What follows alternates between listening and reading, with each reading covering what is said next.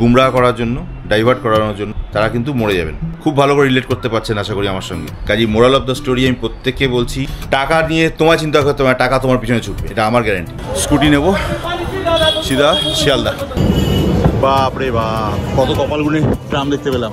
ওনার 15,000 টাকা লাগবে, তবে গিয়ে মানে আমি যদি সামনে পেতাম হয়তো লোকটাকে মেরেই দিতাম। এবার তখন আপনি পায়ে হাতে ধরবেন।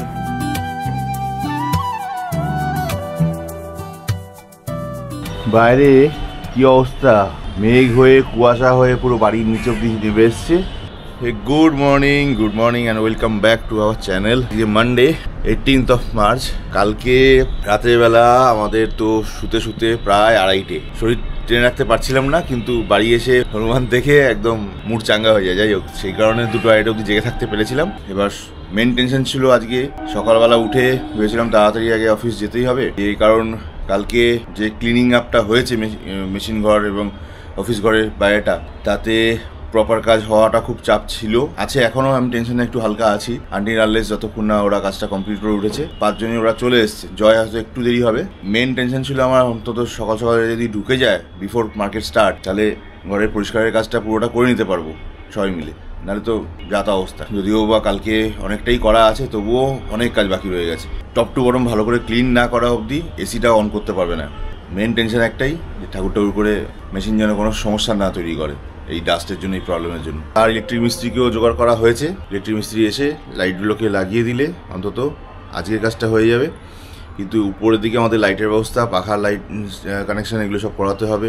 এখন মেজানিং ফ্লোরটা অ্যাকচুয়ালি পুরো সলিড হয়ে গেল, রক সলিড একদম, মানে হেভি ডিউটি হেভি গেজের মেটাল দিয়ে পুরো সারফেস বানিয়ে ফ্ল্যাট টপ বানানো হয়ে গেছে, যার ফলে উপরে যে কোনো ওয়েটের মাল আপাতত, প্লাস প্রয়োজন পড়লে মেশিনও যদি কোনো একটা পার্ট ওঠাতে হয় আরামসে উপরে শিফট করা যাবে। 10:30 বাজে, দই চিড়ে পেয়ে গেছি, খেয়ে আপাতত দেখি কাজটা যতটা এগিয়ে রেখে অফিস বেরোতে পারি। দেখো কালকে আবার 2টো গাছ কিনে এসছি। এই একটা এইটা আমার ছিল, এইটা নিয়ে এসছি, এটা ছিল। 2টো আনোনি? এটা এনেছো আর একটা? আবার একটা জবা গাছ নিয়ে এসছি। দিদি লন্ডন বানাচ্ছে, উনি লন্ডন জবা আনছে। যাও। হ্যাঁ, সাউথ ইন্ডিয়া দুর্গাপুজোর সময় তো গরমে থাকার খুব ইচ্ছা হয়েছে বুঝি। বলছি দুর্গাপুজোর সময় সাউথ ইন্ডিয়া যাবে, গরমে থাকার খুব ইচ্ছা হয়েছে ওর। পড়াশোনা তো পাঠ চুকিয়ে দিয়েছি নাকি? ম্যাথ করছিল। প্রায় 11:15 বাজে। তো সকাল থেকে খালি এই ফোন আর ফোন আর ফোন আর ফোন চলছে, আজ সারাদিন এই চলবে আমি জানি।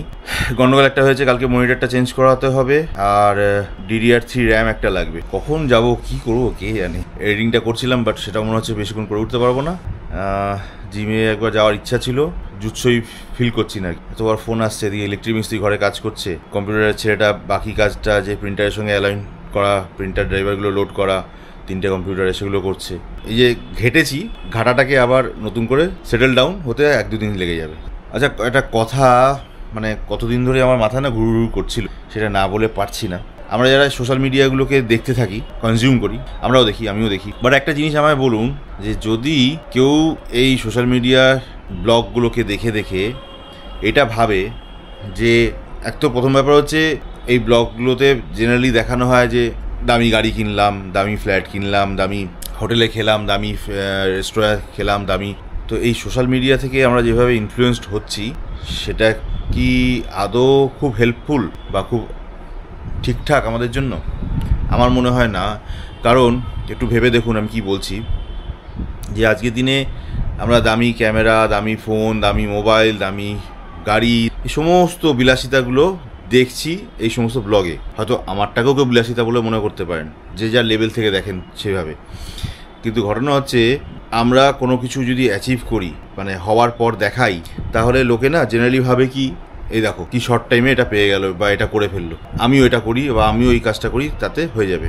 আমার কোনো আপত্তি নেই তাতে, কাজটা অবশ্যই করা উচিত যদি তোমার ক্যাপাসিটির মধ্যে থাকে, তোমার ক্যাপাবিলিটির মধ্যে থাকে, অবশ্যই করো। বাট একটা জিনিস খুব ভালো করে আমি বোঝানোর চেষ্টা করি, জানি না পারবো কি না, যে আমরা আজকে যে লোকগুলোকে সাকসেসফুল দেখছি, মানে তথাকথিতভাবে যে গাড়ি কেনা, বাড়ি কেনা, বললেই এটা কিনে নেওয়া, ওখানে ঘুরতে যাওয়া, এই যে সাকসেসটা দেখছি, এই সাকসেসটা কিন্তু দুরকমভাবে হতে পারে। এক, প্লান্টেড হয় লোককে গুমরাহ করার জন্য, ডাইভার্ট করানোর জন্য। 2-3 জন এরকম 4 জন অনেকে আছে সোশ্যাল মিডিয়াতে, আমি নাম করতে চাইছি না। তারা মানে পুরোটাই শো অফ করে চালাচ্ছে, তার পিছনে ব্যাকগ্রাউন্ড কোনোদিন দেখাবে না, নাটকে গল্প শোনাবে যে আমি এই গরিব ফ্যামিলি থেকে উঠে এসেছিলাম, রাতারাতি আমি এই ব্যবসা করে চলে এসেছি, এখানে চলে এসেছি, এখানে চলে এসেছি, এই হচ্ছে, আজকে এখানে থাকছি, আজকে ওখানে থাকছি।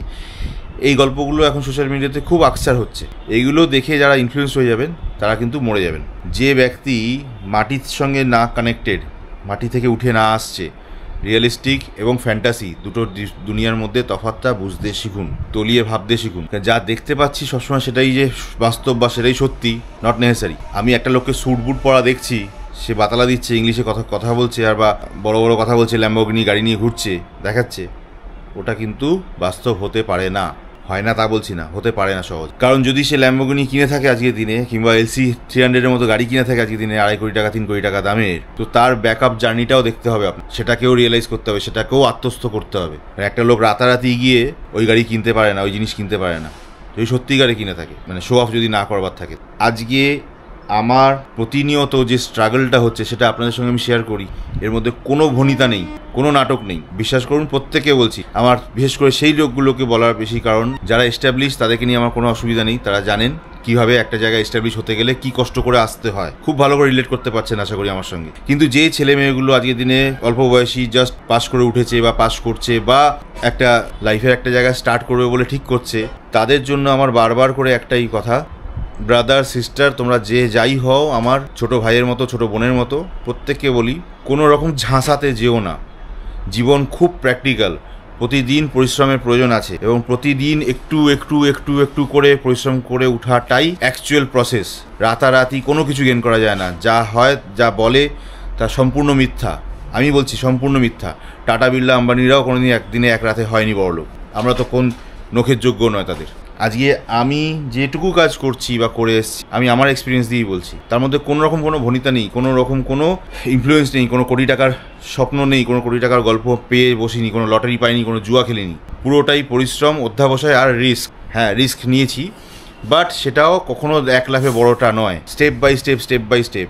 আজকে আমি যে ইউনিটটাকে নিয়ে কাজকর্ম করছি, চিন্তাভাবনা করছি, যে বড় প্ল্যানিং করছি, চেষ্টা করছি, সেটার পিছনে কিন্তু অবাস্তবতা কিচ্ছু নেই। পুরোটাই step step step and step by প্রসেসে আছে। পুরোটাই ক্যালকুলেটিভ রিস্ক, পুরোটাই ক্যালকুলেশন করে করে, প্রত্যেকটা স্টেপ ক্যালকুলেট করে রিস্কটা নিচ্ছি, এগোচ্ছি।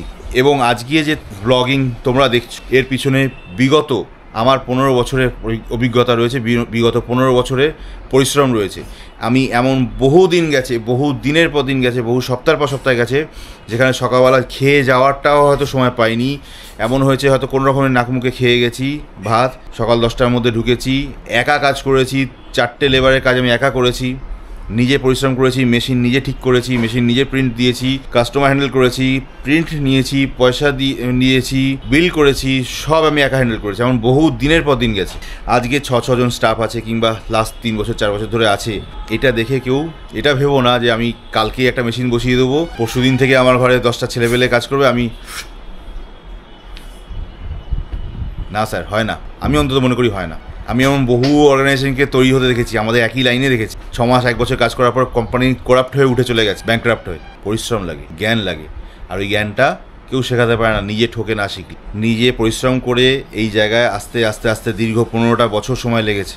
আমি আরও হয়তো উপরের দিকে প্ল্যানিং করছি বা করব, কিন্তু তার মধ্যে আরও হয়তো 1 বছর 2 বছর আরও সময় লাগবে। এক রাতের কাজ নয়, 1 ডের জব নয় এটা। কাজেই মোরাল অফ দ্য স্টোরি আমি প্রত্যেককে বলছি, যারা নতুন ফ্রেশার্স, নিউ কামার্স, তারা প্লিজ মেহনত করো, পরিশ্রম করো। যে কাজটা ভালোবাসো, যে কাজটা ভালো জানো বলে মনে হয়, তার মধ্যে জান লাগিয়ে দাও, আপ্রাণ চেষ্টা করে দাও। আমি বলছি, আমি যখন কাজ শুরু করেছি, কোনো বড় কথা না, একদম বিশ্বাস করো, একদম রিয়েলিস্টিক কথা বলছি। আমি যখন আমার এই কাজ শুরু করেছি, আমি একদিনের জন্য ভাবিনি আমি কত টাকা ইনকাম করব, কত টাকা প্রফিট করব, নেভার। আমি খালি খুব বেসিক জিনিস রাখতাম, এটা আমার বেসিক খরচা, আর এই 1 টাকা বা 2 টাকা না রাখলে আমার কোম্পানি সাস্টেন করবে না। আমি ওর নিচে কোনোদিন কাজ করিনি, করবো না, ঠিক করে গেছে। বাট এর পিছনে একটা কারণ ছিল যে আমি যাকে দেবো, কাস্টমারকে যে সার্ভিসটা দেবো, যে প্রোডাক্টটা দেবো, যে কোয়ালিটিটা দেবো, সেটা যেন up to the mark. Quality নিয়ে কোনো দিন কোনো কম্প্রোমাইজ আমি করিনি, কোনো দিন না, কোনো 2 নম্বরই। জেনে শুনে তো হারগিজ নয়, ঠকে গিয়ে করেছি আলাদা কথা। আমাদের মার্কেটে বহু প্রচলিত আছে, আমি আপনাকে একটা ছোট জিনিস উদাহরণ দিয়ে বোঝাই আপনাদের। বহু প্রচলিত আছে পেপারে জিএসএম হয়, 130 জিএসএম, 170 জিএসএম, 250 জিএসএম, 300 জিএসএম এবং গো অন অ্যান্ড অন। আমাদের মার্কেটে একটা বড় ট্রেন্ড আছে, 300 জিএসএম বলবে, 250 জিএসএম পেপার দিয়ে দেয়। 99% লোক বুঝতে পারে না, জানতে পারে না। আমি নেভার আমার ওইটাই ইউএসপি ছিল। 1 নম্বর হচ্ছে কোয়ালিটি, 2 নম্বর হচ্ছে টাইম উইথ গুড টাইমিং, এবং 3 নম্বর হচ্ছে ট্রান্সপারেন্সি। ফুল যা বলছি মুখে তাই। 300 মানে তো 300ই, নেই 300 নেই আমার কাছে। 250 জিএসএম আছে, নিলে নাও, নালে আমার কিছু করার নেই। আমাকে অনেকে বলেছে ওই তো ওখানে তো বলছে 300 জিএসএম পাওয়া যাচ্ছে, 1 টাকা কম দিচ্ছে। তাহলে আপনি ওর পেপার আর আমার 250 জিএসএম পেপার ম্যাচ করে দেখুন, দুটো একই পাবেন। আর হয়েছেও তাই। তারা বুঝেছে, যারা বোঝেনি চলে গেছে, that doesn't matter. But moral of the story হচ্ছে এই যে কোয়ালিটিতে ফোকাস থাকো, কোয়ান্টিটি নিয়ে চিন্তা করতে হবে না, মানুষ এমনি জুড়তে থাকে তোমার সঙ্গে। কোয়ালিটি ফোকাস রাখো, সার্ভিস ঠিক রাখো, নিজের বেস্ট অফ দ্য বেস্ট দেওয়ার চেষ্টা করো। টাকা নিয়ে তোমার চিন্তা করতে হবে, টাকা তোমার পিছনে ছুটবে। আমি কথা দিচ্ছি, 1 বছর যদি কোনো একটা জিনিসে একদম জি জান লাগিয়ে পরিশ্রম করো, নিজের বেস্ট অফ দ্য বেস্ট দিতে পারো, টাকা তোমার জন্য চিন্তা করবে, তুমি টাকার জন্য চিন্তা করবে, এটা আমার গ্যারান্টি। কাজেই সেই সমস্ত ছেলে মেয়েদেরকে বারবার করে বলছি, আমাদের নিজেদের, আমার সারাউন্ডিং অনেক পাস আউট করা ছেলে মেয়ে আছে, তাদের ভবিষ্যৎ ভেবেই আমি এই কথাটা বলতে বাধ্য হলাম আজকে। অনেক লম্বা স্পিচ দিয়ে ফেললাম হয়তো, বাট রিয়েলিস্টিক এটা। পরিশ্রমের কোনো বিকল্প নেই। যে যাই কাজই করো, যত কম্পিউটারাইজ বেসড কাজ করো, পরিশ্রম তোমায় করতেই হবে। উইদাউট দিস পরিশ্রম কোনো ফায়দা নেই। কায়িক পরিশ্রম থাকতেও পারে, না থাকতে পারে, বাট ব্রেন অবশ্যই লাগবে। রিস্ক নিতেই হবে, বাট সব ক্যালকুলেটিভ, ছোট ছোট স্টেপে। এক রাতে বড়লোক হওয়া যায় না, এক রাতে পর্শে গাড়ি কেনা যায় না, এক রাতে 5 স্টার হোটেলে থাকার মতো ক্ষমতা অর্জন করা যায় না। আরেকটা জিনিস, আজকে অনেকেই দেখিয়েছি যাদের একটু পয়সা হয়েছে, তারা এক্সপেন্সিভ জিনিস ছাড়া, আইফোন ছাড়া চলতে পারে না। আগেই ধারে কিনে ফেলবে, দামি গাড়ি কিনে ফেলবে, 5 স্টার হোটেল ছাড়া খাবে না। আমিও পারি, ঠাকুরের ইচ্ছা, ঈশ্বরের ইচ্ছা, সে পরিশ্রম করে এসেছি। 5 স্টারে গিয়ে আরামসে 1 দিন 2 দিন 4 দিন থেকে খেয়ে আসতেই পারি, বাট আমি প্রয়োজন বোধ করি ওয়েস্টেজ অফ মানি। যেদিন তুমি নিজের হার্ড আর্ন মানি আর্ন করবে, সেদিন তুমি ওইভাবে বিলাসিতায় নিজের পয়সা উড়িয়ে আসবে না, কোনোদিন হতে পারে না। চলো, আজকের জন্য এইটুকুই জ্ঞান যথেষ্ট। যদি এর মধ্যে কোনো খামতি লেগে থাকে তো মাফ করে দিও, বাট আমি আমার জীবনের বাস্তব তোমাদের সঙ্গে শেয়ার করলাম। চলো, বাকি তোমাদের ইচ্ছা, কে কীভাবে নেবে জানিও কমেন্ট করে। কাজ সারি এগোই। 11:15 থেকে 12টা বেজে গেছে। বাবা, 2:15 বেজে গেছে। সোমবার আজকে, এমনিতেই নিরামিষ।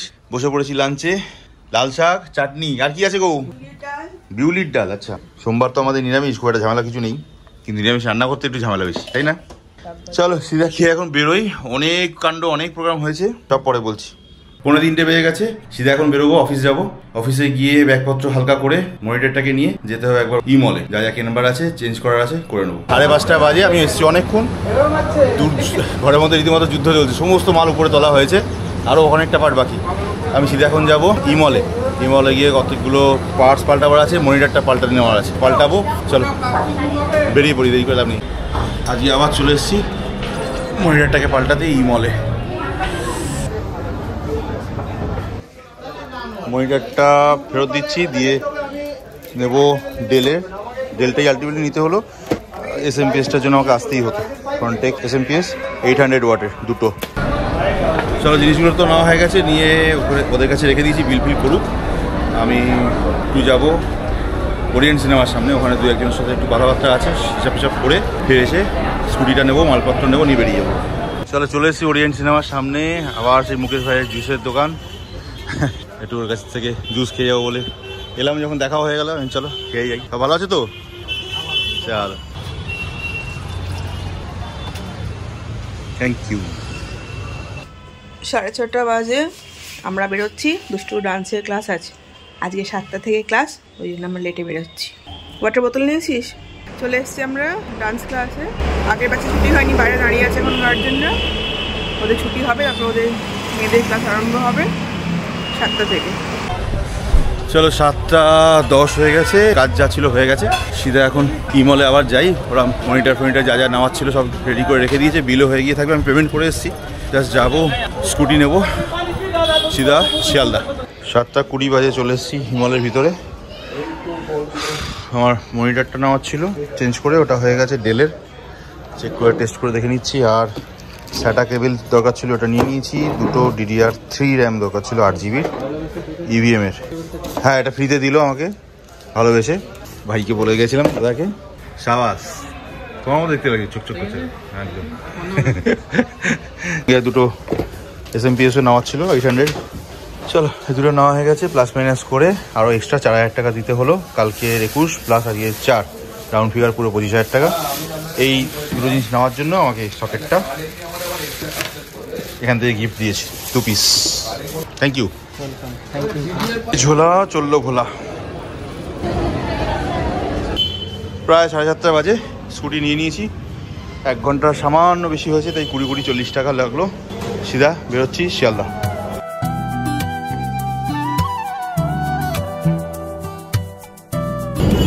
বাপরে বাপ, কত কপালগুলি ট্রাম দেখতে পেলাম।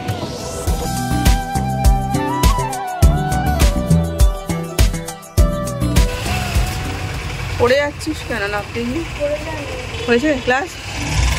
নেক্সট উইক ছুটি তো, দোল তো নেক্সট উইক। 9:20 বাজে এক্ষুনি বাড়ি ঢুকলাম। 9:20 ইমল থেকে মোটামুটি ফিরে এসেছিলাম 8:45-টার মধ্যে। তারপর এখানে কিছু কাজ ফাজ ছিল, সুদীপ্ত এসেছিল, ওর সঙ্গে একটু কথাবার্তা হলো। দেন কিছু অফিসিয়াল কাজ এখনো রয়েছে, প্লাস কিছু কাজের ঝামেলা রয়েছে, সেগুলো নিয়ে একটু হ্যান্ডেল করতে গিয়ে সময় চলে গেল। প্রচুর লোককে টাকা পয়সা দেওয়ার ব্যাপার চলে আসছে, ক্যাশ টাকা শর্ট হয়ে গেছে। চলো দেখা যাবে সে। এখন আপাতত বেরোই। এখনো পর্যন্ত আজকে ব্লগটা দিতে পারিনি, এডিট করবো বলে ভেবেছিলাম, বাকিটা এডিট করে কিছুতেই সময় পেলাম না। ল্যাপটপটাকে নিয়ে ঘুরছি, আমি বাড়ি যাই যত তাড়াতাড়ি পারি, বাড়িতে গিয়ে আপলোড করে সেই আবারও মনে হচ্ছে রাত্রি 11টা বাজবে। Too bad. চলো কিছু করার নেই, sorry extremely sorry, don't mind. 10টা বাজে 10, এইমাত্র বাড়ি ঢুকলাম। ল্যাপটপটাকে নিয়েই গেছিলাম সার, ছুতে পর্যন্ত পারিনি। হয়তো ভাবছি কিসে এত ব্যস্ততা, কিন্তু অ্যাকচুয়ালি না ঠিক বলে বোঝাতে পারবো না। এতগুলো ছোটো ছোটো প্রবলেম রয়েছে, সেগুলোকে রেকটিফাই করতে গিয়ে সময় চলে যাচ্ছে। যত তাড়াতাড়ি পারি এডিট করে ভিডিওটাকে ছাড়ি, তারপরে কথা। প্রায় 12টা বাজে। বাড়িতে ঢোকার পর থেকে 1 মিনিটও বসিনি, সেই এডিটিংয়ের কাজটা বাকি ছিল, সেটাকে কমপ্লিট করে জাস্ট রেন্ডারিংয়ে বসিয়েছি। 12টা বাজে, আপলোড করে রেখে দেবো। জানি সকালবেলায় তোমরা দেখতে পাবে, রাতের বেলা আর কে কখন দেখবে। ম্যাসাকার হয়ে গেল দুটো 3টে দিন। এ নিয়ে কিছু করার নেই, কালকেও হয়তো একটু ব্যস্ত থাকবো। অনেকগুলো প্রোগ্রাম একসঙ্গে মাথার মধ্যে ঘুরু করছে, অনেকগুলো কাজ একসঙ্গে চটচট করে আগে পিছু করে করতে হচ্ছে, সেই কারণে একটু ঘেটে রয়েছি। একটু মানিয়ে গুছিয়ে নিও, যে কারণে ক্যামেরাটা উঠালাম। আজকে একটা হাইট ঘটনা ঘটে গেল লাস্ট অবধি, মানে যেটা আমি আগেই এক্সপেক্ট করেছিলাম। জিএসটির অফিস থেকে আলটিমেটলি, জানো কি হয়েছে? জিএসটির অফিস থেকে আলটিমেটলি যে ছেলেটি সিএ, যে ছেলেটি কাজটা করে, সে এখানকার কমিশনারের সঙ্গে নাকি ফোনে কথা বলেছে। কথা বলার পর সে বলেছে, মানে কমিশনার তাকে জানিয়েছে যে জিএসটি অ্যামেন্ডমেন্টের এখন নিউ রুলস এসছে, তাতে 1 মাসের আগে কেউ জিএসটি পাবে না, 1 মাস হোল্ডিং থাকবে, 1 মান্থ। এবার ও ওকে জিজ্ঞেস করেছে যে স্যার আপনি কোন মাস থেকে 1 মাস ধরবেন, সেকেন্ড বার ক্লারিফিকেশন দেওয়ার পর থেকে নাকি থার্ড টাইম কোয়ারিজ দেওয়ার পর থেকে? তো বলছে না, লাস্ট যেটা দেওয়া হয়েছে সেখান থেকে, মানে 12ই মার্চ থেকে কাউন্টিং হবে 1 মাস। বলার পরে ও কি অনেক রিকোয়েস্ট করেছে, তো বলেছে স্যার এইভাবে কেন করে রাখছেন, এখন প্রবলেম কি আছে, সমস্ত পেপারস আপনাকে দেওয়া হয়ে গেছে, এর মধ্যে কি কোনো প্রবলেম আছে তাহলে বলুন, তাহলে সেটাকে রেকটিফাই করে দিচ্ছি। বলছে না, এখন সেটা কিছু বলা যাবে না, নিয়ম হচ্ছে 1 মাস হোল্ড করবে তারপরে দিই। তো এইসব বাকি প্রচুর বাকবিতণ্ডা হয়েছে। আলটিমেটলি বাকবিতণ্ডার পরে আমি অফিসিয়ালি জানাতে বাধ্য হচ্ছে, আমার এত রাগ হচ্ছে। আলটিমেটলি সেই মহান ব্যক্তিত্ব জানিয়েছেন ওনার 15,000 টাকা লাগবে, তবে গিয়ে জিএসটি নাম্বারটা উনি রিলিজ করবেন, নাহলে রিলিজ করবে না। তা আমি শোনার পর তো আমার পা থেকে মাথা অবধি তেলে বেগুনে জ্বলে গেছি আমি।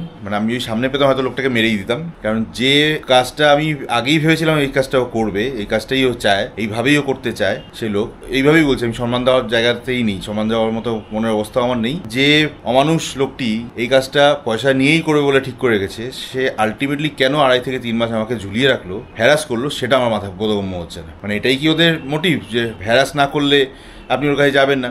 এই যে বারবার লাস্ট 2বার যখন হয়েছে, আমি কনফার্ম আমি সারাদিন প্রচুর লোক চড়াই, লোকের না ইন্টেনশন, তাদের বডি ল্যাঙ্গুয়েজ দেখে অনেকটাই বুঝতে পারি। ও কথা বলেছে, আমি কিন্তু কোনোদিন কথা বলিনি, কিন্তু আমি ওর কথার উত্তরের ভাজে শুনে বুঝতে পারছি যে এই লোক ডকুমেন্ট প্রপার নেই বলে কোয়ারিজ চাইলো। 4 দিন পরে যখন ও কোয়ারিজগুলো কমপ্লিট করে দিল, একই কোয়ারিজ আবার নতুন করে দিল, জমা করলো, তখন ও বলছে clarification needed, document is not proper. খুব সাফ ক্লিয়ার যে ওর ইন্টেনশনই হচ্ছে লোকটার আপনাকে হ্যারাস করবো, এবং হ্যারাস না করলে আপনি এই ক্লারিফিকেশন নিডেড, এর যখন এক্সপ্লেনেশন চাওয়া হচ্ছে, কোনো রকম কোনো মধ্যে কোনো ডেসক্রিপশন কিচ্ছু নেই, তো ন্যাচারালি আপনি কি করবেন? ভাই খোঁজ খবর করে ফোন করি তাকে, কে কোথায় কী বৃত্তান্ত। তো সেও তাই করেছে, এবং এটাই ওরা চায়, ওরা তো জানে ভালো করে না এবার আপনি ফোন করবেন, ফোন করলেই ও তখন আপনার আসল গল্পটা শোনাবে, যা এটা হবে না, এইভাবে তো সম্ভব না, দেওয়া যাবে না, প্রচুর প্রবলেম আছে। এবার তখন আপনি পায়ে হাতে ধরবেন, স্যার এটা করবেন না, অনেক দেরি হয়ে গেছে, অনেক প্রবলেম হয়ে গেছে, কিছু তো করবেন, আসো উট পাহাড়কে নিচে বলে না কথা। তো আলটিমেটলি ডিসিশন হলো এই, অনেক নাকি রিকোয়েস্ট করে আলটিমেটলি সে 15,000 টাকাটা 10,000-এ এসে ঠেকেছে। তো তাও মজার ব্যাপারটা শুনুন, মানে রাগের ব্যাপারটা শুনুন, টাকাটা আগে চায়, পুরো টাকাটা আগে দিতে হবে, তবে নাম্বারটা নাকি রিলিজ করবে। তারপরে এও বলেছে যে সিএ বলছে দাদা এটা কি করে হয়, কাজ কমপ্লিট হবে, কমপ্লিট করে আপনি নাম্বার দেবেন, তারপরে আপনি আজকে 3 মাস ধরে ঝুলিয়ে রেখেছেন, 2.5 মাস 3 মাস, এখন নাম্বার নাও, সেটাও বলতে পারে না, সেটা আমাকে বলছে আর কি, বলে টাকাটা নেওয়ার পরে আপনি যে অস্বীকার করবেন যে আমি পাইনি, আমার তো ক্লেম করার কোনো জায়গা নেই, কারণ ও তো কোনো প্রমাণ রেখে টাকা নেবে না আমার কাছ থেকে, তাই না? ন্যাচারালি পুরো ব্যাপারটা ব্ল্যাকে দিতে হবে, ক্যাশে দিতে হবে। জানি এদের ছেঁচড়ামোগুলো কি, ওই একই লেজ কাটা লোকগুলি তো রয়ে গেছে না, কান কাটা, দু কান কাটা, দু চোখ কাটা। যাই হোক, আলটিমেটলি ফাইনাল ভার্ডিক্টটা হলো এরকম যে সব প্রমাণই, সমস্ত ডকুমেন্টই ঠিক হয়ে যাবে, যদি টাকাটা দিয়ে দাও তাহলে হয়ে যাবে। আর আমারও জেদ চেপে গেছে, আমি এখন ওইভাবে টাকা এক্ষুনি দেবো কিনা আমি ডিসিশন নিতে পারিনি, আমার মাথাটা গরম হয়েছে অন্যদিকে, যদি টাকাই নেবে তাহলে এতদিন চলালো কেন, জানি না। কাল থেকে নতুন প্ল্যানিং কিছু করতে হবে, কিছু ভাববো, এখন আমার মাথায় কিছু নেই, সারাদিন প্রচণ্ড বিধ্বস্ত, ওরাও খায়নি আমার জন্য। চলো উঠে পড়ো, এসব চলবে, আমি জানি, আমি একদমই অবাক হইনি এটা নিয়ে, এবং এটার জন্যই ইনফ্যাক্ট ওয়েট করছিলাম কখন মুখ খুলবে, আরও আগে খুললে বেশি ভালো হতো, এটাই হচ্ছে কথা। আরও 1-2 মাস আগে টাইমটা বাঁচিয়ে যদি করতো, আমি সেটার জন্যই বেশি খুশি হতাম, তাহলে আমার ফালতু এতগুলো হ্যারাসমেন্ট, অন্তত 5-7 হাজার টাকা ফালতু নষ্ট, আর এইরকম দৌড়াদৌড়ি টেনশনে আমি থাকতাম না। রাগের কারণটা আমার এটাই। চলো এনিওয়ে, কোনো ব্যাপার না, 12টা 10 খেয়ে দে গুড নাইট হয়ে যাই। কাল থেকে ফের দেখা হচ্ছে নতুন একটা দিন, নতুন একটা ব্লগে। Till then stay tune, stay healthy, stay fit, সঙ্গে থাকো, দেখতে থাকো, আর কিচ্ছু বলার নেই, শুধু দেখতে থাকো। বারবার সকালবেলা একবার বলছিলাম না, জীবন প্রচণ্ড কঠিন, বাস্তব জীবন কিন্তু ইউটিউবে দেখা ওই দামি গাড়ি কেনার মতো লোকের মতো নয়, লাইফ ওরকম নয়, অনেক হার্ড, অনেক টাফ, অনেক প্র্যাকটিক্যাল। এখানে প্রতিদিন ঠোকর খেতে হয়, প্রতিদিন ঠোকর খেয়ে উঠতে হয়, উঠে দাঁড়াতে হয়, যদি চলতে পারো, দৌড়াতে পারো তাহলে এগোবে, আদারওয়াইজ ওখানে পড়ে যাবে, রয়ে যাবে, পিছনের লোক সে পাথর চাপা দিয়ে পা দিয়ে হেঁটে তোমার উপর দিয়ে তোমাকে পিছিয়ে দিয়ে চলে যাবে। That's the true of life, true side of life. আর জ্ঞান দেবো না, tata, bye bye, good night, and see you again in the next blog.